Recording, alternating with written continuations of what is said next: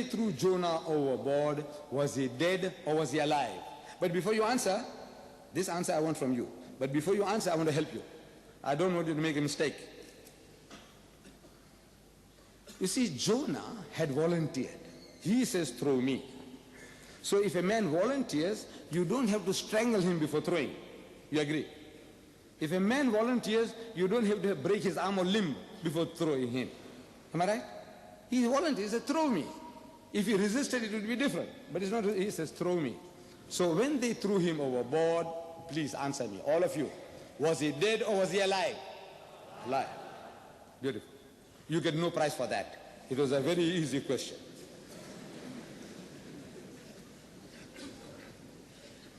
A fish comes and gobbles him. A fish gobbles him up. Dead or alive? Of course alive. From the fish's belly, he prays to God for help. Do dead people pray? Do they? No. So he was a little louder? Alive.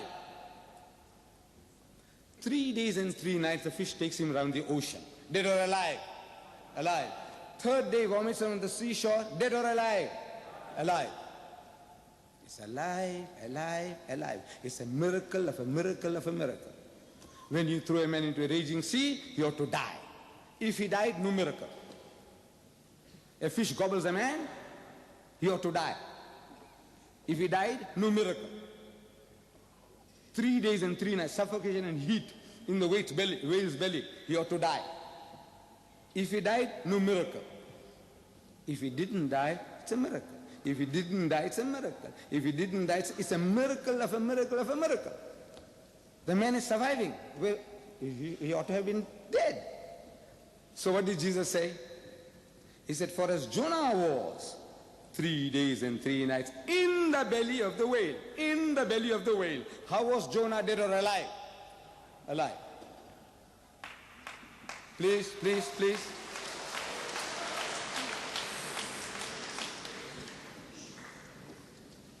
Would you please, brothers, we don't like at all these emotional gestures.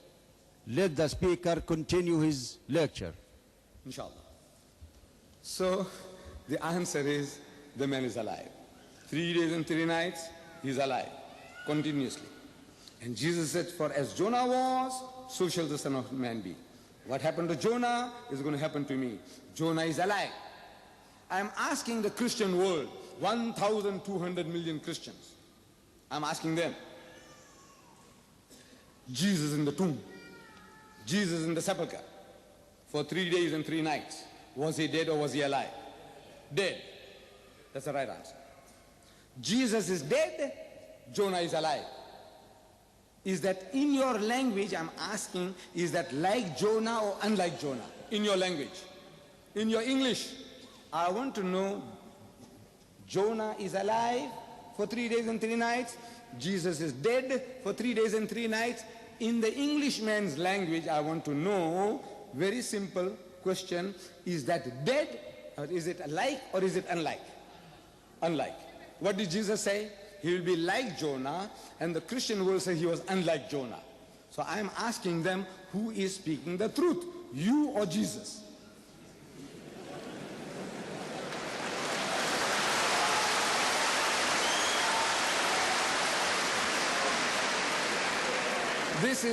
This is a natural reaction.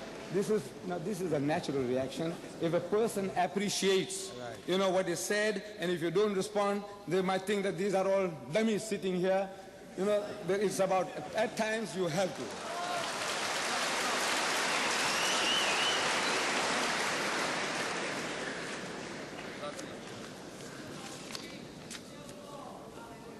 So, you see, my brethren, my dear brothers and sisters, I am only reading the Christian scriptures as they are.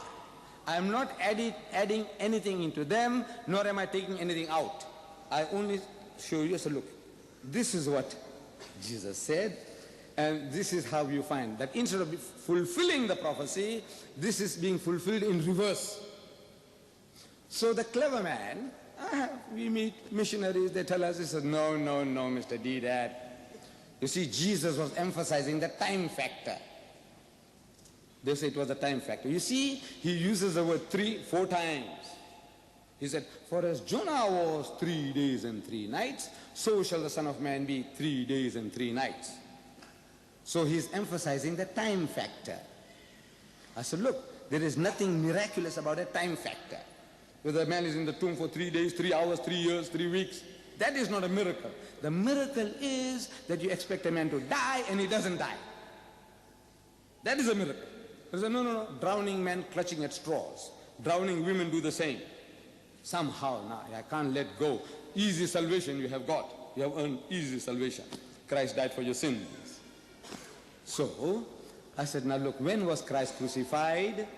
So the whole Christian world tells me on Good Friday. In my country, we have a public holiday called Good Friday. In Afrikaans, Goeie Vrydag. Good Friday.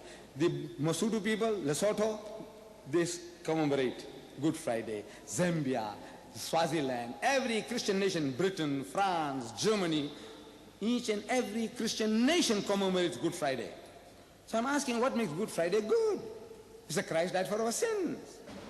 So he was crucified on a Good Friday. He said, yes. I said, morning or afternoon? So they say in the afternoon. I said, how long was he on the cross? Some say 3 hours, some say 6 hours. I won't argue. Whether you say 3 or you say 6, I agree. I said, you know, the Jews were in a hurry to put him up on the cross. You know why? Because of the general public. This man, Jesus, was a hero to the masses, He had fed, as our brother said just now, 5,000 people with a few pieces of fish and a few pieces of bread. Your reputation spreads. 5,000 people ate that free food. Your reputation spreads. Another occasion, another 3,000 people. And he healed the blind and the lepers and he quickened the dead. A man with such a reputation, if his life was in danger, you'll find the whole nation might be aroused. There could be a rebellion. So, they felt that quick as possible, we must get rid of the man, who Jesus. So they had a midnight trial, which doesn't happen in Jewry. They did it. Early in the morning, they take him to Pilate. Pilate says, not my kettle of fish, take him to Herod. Herod says, I'm not interested, take him back to Pilate. These things only happen in films, that in 1 hour, you can show the life of a man in 1 hour. It doesn't happen in real life. As if Pilate had nothing to do, he was sitting there waiting, and Herod had nothing to do, he was waiting, and when they returned back, he says, Pilate is still waiting. It doesn't happen in real life. But if you say it happened that way, as a right, I agree. So quickly put him up on the cross, according to the scriptures. And we are told that they managed it.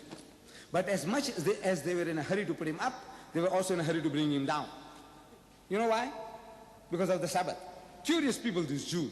They're in a hurry to put up the man, and now they're in a hurry to bring him down. Because of the religious scruples. You see, at sunset on Friday, the Sabbath starts. And they were told in the book of Deuteronomy, they must see to it that nobody is hanging on the cross on the Sabbath day, that thy land may not defile, which the Lord thy God giveth thee for an inheritance. So, to fulfill that, down. And I'm told they managed that also. And they gave him a burial bath, like what we ghusl. And they put 100-pound weight of medicines around him. And they put a winding cloth around him. And they put him into the sepulchre. Not a grave, big roomy chamber. They put him in there. So I'm asking, by the time they put him in, according to your story, according to your book, it's already evening. And they agree. Because it takes 2 hours to give a bath. And take about another 2 hours to put that ointment and put the wrapping. As it's already evening. So Friday night, he's supposed to be in the grave.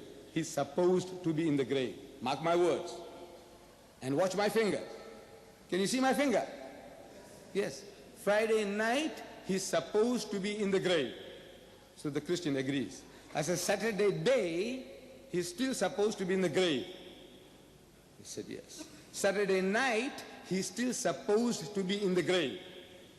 This is right. Sunday morning, the first day of the week, when Mary Magdalene goes to the tomb is empty. Is it right?